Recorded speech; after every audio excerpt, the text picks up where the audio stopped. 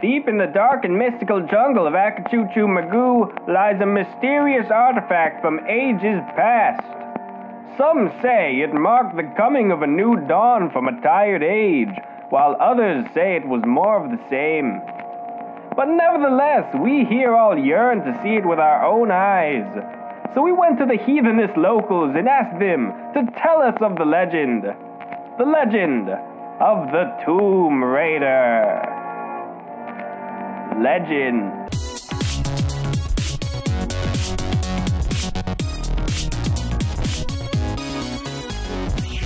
Back in the late 90s and early 2000s, Tomb Raider was big.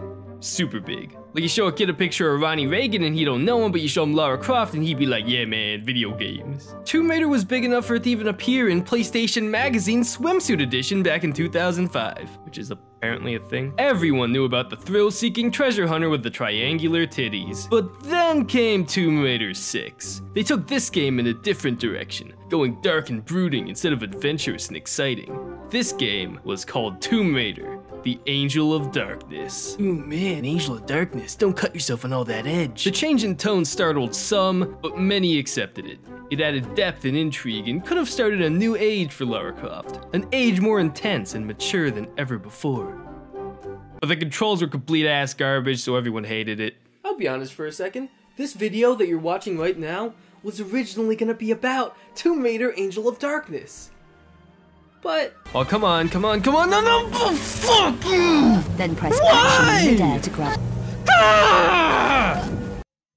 I decided it wasn't worth it, so now I'm gonna talk about the sequel instead.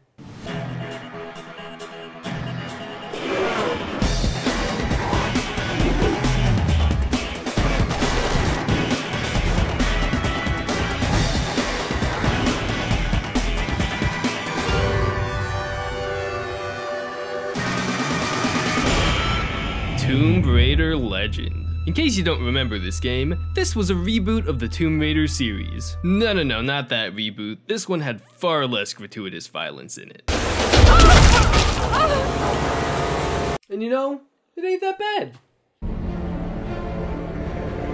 The game starts off with a cutscene showing young Lara Croft and her mother as they fly to the Himalayan mountains to do some kind of adventure bullshit. Just because no one's ever caught one doesn't mean they're not real. That is very true, but perhaps they don't wish to be found. I've heard they're rather fierce. Yeti only look fierce. They probably don't like being so cold all the time. I shouldn't like it either. You never have to be cold, my Lara, if you don't want to be. Aw, that's a cute scene. I'm sure nothing bad can happen here. Look! Bravo Tango 229er. Close on port side empty. Are we going to crash? Close your eyes, darling. I don't want to close my eyes.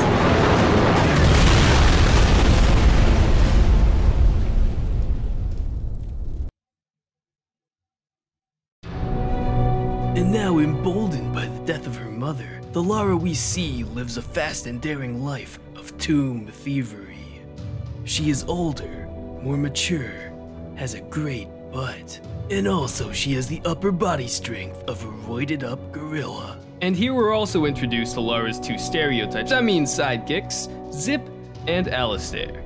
But they don't really do anything important, so whatever. So you soon find out that the plot of this game is that Miss Croft has been exploring the world looking for an explanation for what happened to her mother. Oh yeah, I forgot to mention, her mother isn't really dead.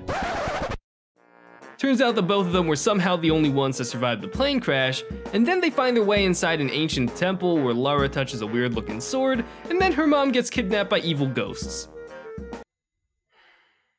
Well, I guess I'll be getting rid of this.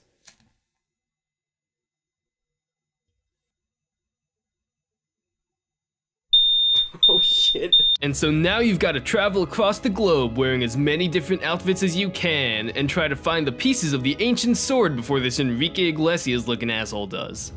Because apparently it's magical. Or something.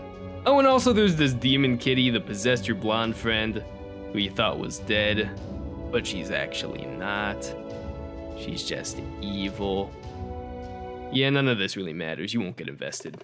But what does matter is that this game is pretty awesome. There's helicopter fights and motorcycle chases and giant rolling boulders and forklifts and gunfights where all you do is go flippity flip flip. Actually, those get annoying after a while, but at first they're fucking cool. This game is like a Bourne movie or something. But you know, if Matt Damon had the likability of a cinder block. Yeah, they try to make you like Lara, they really do, but there's just nothing redeeming about her. And she straight up murders thousands of people. Yeah, I know heroes in games and movies are always murdering enough people to qualify it as a full-time job, but Lara Croft is cold-blooded. Literally the first time you kill someone in this game, you shoot him in the back. Right in the back. So yeah, you kill a lot of guys in this game, but you also kill a whole lot of animals. Like jaguars. And, actually that's about it. There's no other animals to kill in this game. Just jaguars. And leopards, I guess, whatever, same fucking thing.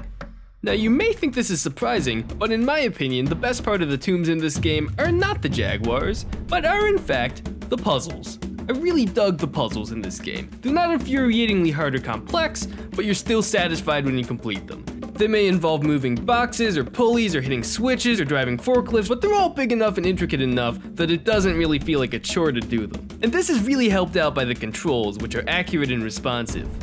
90% of the time.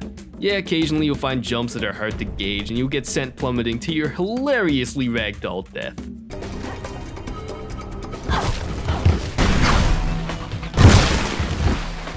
So this game came out back in like 2006, and the graphics, while not great, hold up decently. Though every now and then it'll definitely feel super dated.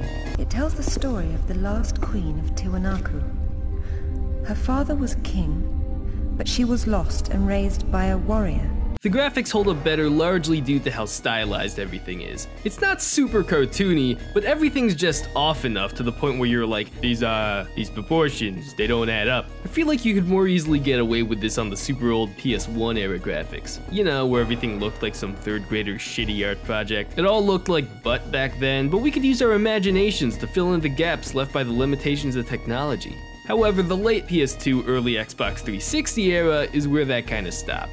The 360 version of this game even has a mild graphical overhaul to make up for the fact that this was a last-gen game released on next-gen hardware. The PC version also has this as a toggleable option. But frankly, it looks like poo-poo. The lighting and shadows are inconsistent, there's weird visual glitches that don't appear in the normal graphics, and apparently their idea of next-gen content was that everything should be bright and shiny.